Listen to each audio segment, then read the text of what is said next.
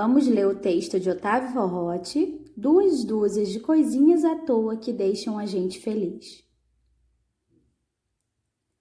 Passarinhos na janela, pijama de flanela, brigadeiro de panela, gato andando no telhado, cheiro de mato molhado, disco antigo sem chiado, pão quentinho de manhã, drops de hortelã, o grito do Tarzan, tirar a sorte no osso, jogar pedrinha no poço, um cachecol no pescoço, papagaio que conversa, pisar em tapete persa.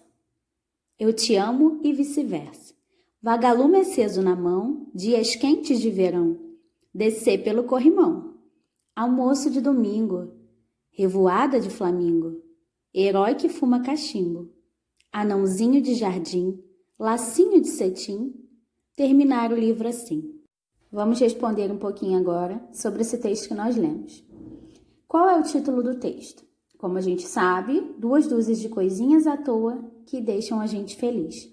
O autor foi o Otávio Forrotti e esse texto ele é classificado como gênero poema. Por que ele é classificado como um poema? Porque ele possui rimas, porque ele é escrito em estrofes e versos. Então, para a gente saber se um texto é um poema ou não, a gente precisa prestar atenção nisso. Prestar atenção nas rimas, na forma que esse texto está sendo escrito. Quando a gente conta, a gente percebe que há 7 estrofes e são 24 versos. Estrofes é o conjunto de versos. E versos é como se fosse cada linha do texto. Qual é o assunto do texto? O texto ele fala sobre coisas que nos alegram, coisas que alegram as pessoas. Então, o assunto é sobre o que o texto está sendo falado. Aqui eu pedi para que vocês citassem 3 exemplos. Ele dá o exemplo do brigadeiro na panela, drops de hortelã, lacinho de cetim, entre várias outras coisas que deixam a gente feliz. No caso, o que o autor diz que nos deixa feliz. Aí é que eu peço para que vocês finjam que são os autores e escrevam 6 versos, ou seja, 6 frases sobre o que deixam vocês felizes. Se possível, use as características dos poemas, que é ter rima. Então, tente rimar o fim das frases para que elas possam ter o sentido de um poema, tá bom? E depois ilustrem tudo.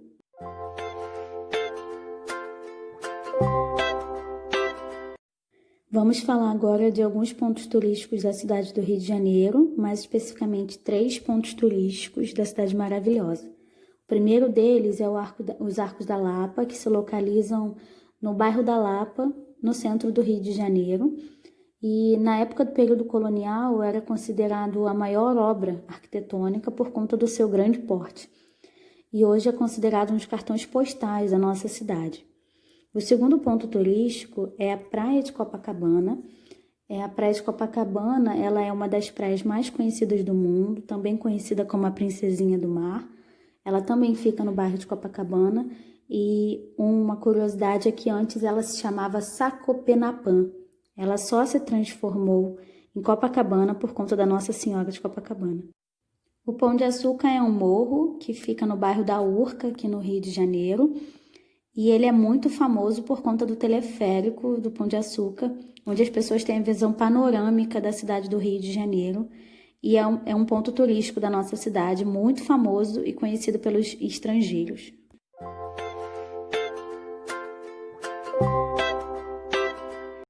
Agora nós vamos observar aquelas imagens dos pontos turísticos e você vai escolher uma delas para fazer uma produção, para narrar, contar uma história. Não se esqueça que a narração nada mais é do que criar uma história, contar uma história. Então, eu vou dar algumas dicas agora para que o seu texto possa ficar muito bom. Primeiro, não se esqueça de dar um título, um nome para a sua história. Segundo, divida em parágrafos. Não se esqueça de ter o início, o meio e o fim. No início, você conta como é que foi a história, como que a história começou, quem eram os personagens, aonde eles estavam. Quando você fala no meio, é o desenvolvimento. No meio, no segundo parágrafo, você vai dizer o que aconteceu de interessante nessa história. O que é que vai fazer com que tenha graça a história, algo diferente que tenha acontecido na história. E no fim, que é o terceiro parágrafo, Você vai dizer o desfecho dessa história, ou seja, qual foi a solução, como ela terminou, o que aconteceu no fim dessa história. Assim, nós teremos 3 parágrafos. No início, você pode usar era uma vez, certo dia, lembre do quadrinho que ficava na nossa sala. No meio, você pode usar então, de repente. E para começar o 3º parágrafo, no fim, você pode dizer foi então, por fim. Não se esqueça dessas palavras para começar os parágrafos, que faz com que eles tenham ligação entre um parágrafo e outro. Então, preste atenção na escrita das palavras, vê se escreveu corretamente. Preste atenção na pontuação, se usou os sinais de pontuação corretamente.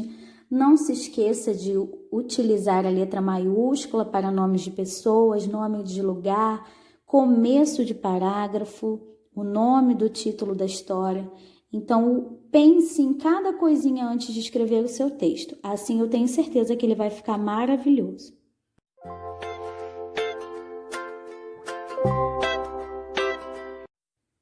Antes de falar um pouquinho sobre o nosso bairro, vamos conhecer o bairro do Marcelo, que é um personagem de Ruth Rocha.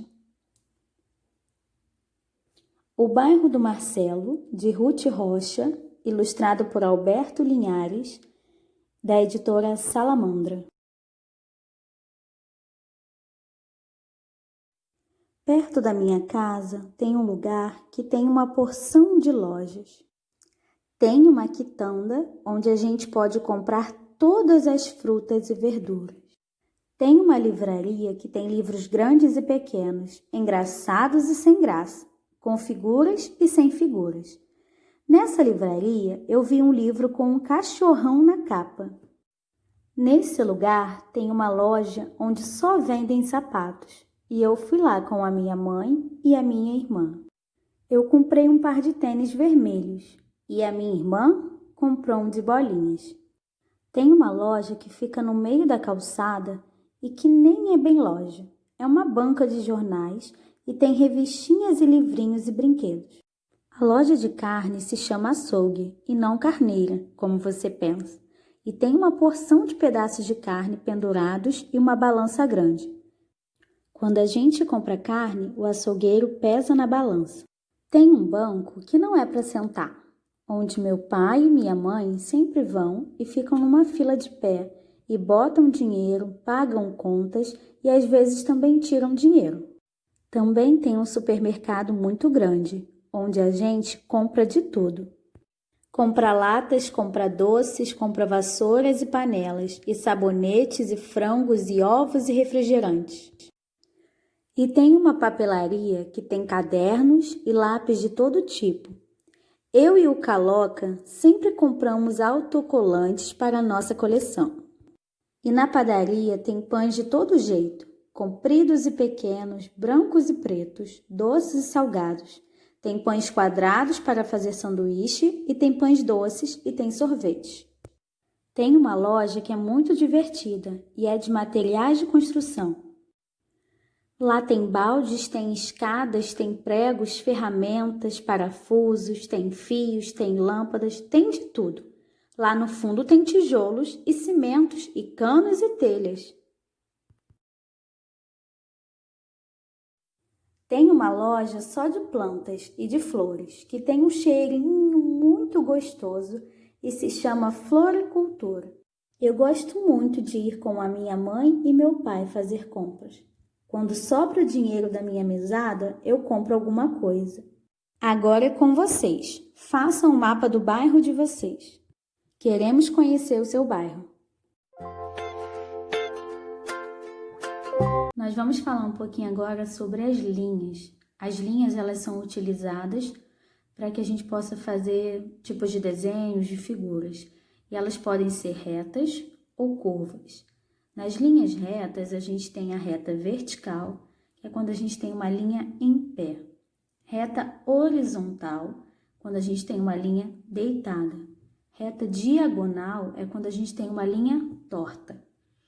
A reta quebrada é quando a gente tem como se fosse um zigue-zague, sobe e desce da linha, a linha sobe e a linha desce.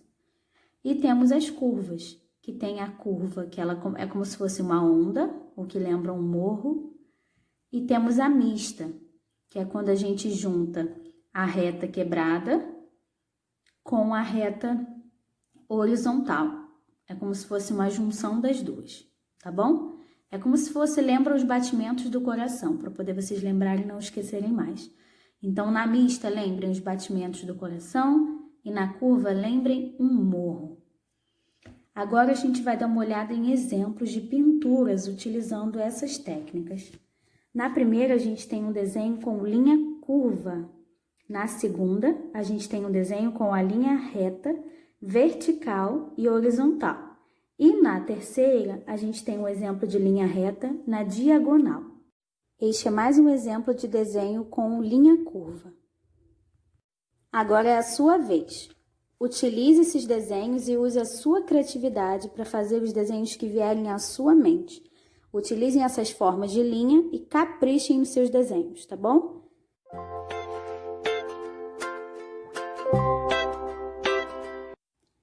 Em um ecossistema se relacionam seres elementos bióticos e elementos abióticos. O que seriam os elementos bióticos? Os elementos bióticos nada mais é do que são os seres vivos, ou seja, as plantas e os animais. E os elementos abióticos são os elementos que não são vivos, ou seja, o solo, a luz, a água, a temperatura. Então, quando a gente observa essa imagem aqui abaixo, se a gente observar os elementos bióticos, vão ser os bichos, ou seja, o bicho preguiça, a cobra, o beija-flor, o tatu, o tamanduá, e vão ser as plantas e os vegetais. Então, a gente tem as árvores, as plantas, as flores. E se a gente observar os seres abióticos, a gente tem o sol, apesar de não parecer aqui, a gente sabe que o sol existe. Então, a gente tem o sol, a gente tem a água, a gente tem o solo, a gente tem o vento. Então, tudo isso são os elementos abióticos. Então, para a gente gravar, a gente tem que aprender assim. No ecossistema, sempre vai ter relação dos seres bióticos com os abióticos. Os bióticos são sempre os seres vivos e os abióticos são os seres não vivos. Observem esse outro exemplo de ecossistema. Se a gente observar, qual será os seres abióticos? Quais serão os seres abióticos e quais serão os seres bióticos? Então, vamos lá. Bióticos são os seres vivos. O que nós temos de seres vivos? Temos o leão, o elefante, a girafa, a arara, a zebra, flamingo, borboleta e tantos outros animais que nós conseguimos enxergar. Além dos animais, os outros seres vivos são a árvore, as plantas, o arbusto que a gente consegue enxergar, as flores. Então, tudo isso que são os seres vivos, eles são chamados de elementos bióticos. E os abióticos são os que se relacionam com esses seres vivos, mas não são seres vivos. De elementos não vivos, nós temos a água, nós temos também a temperatura, nós temos o sol, o vento, que provavelmente está aí porque as borboletas estão voando, a arara, temos o solo, onde estão as plantas. Então, todos esses são elementos abióticos, ou seja, são elementos não vivos presentes nesse ecossistema.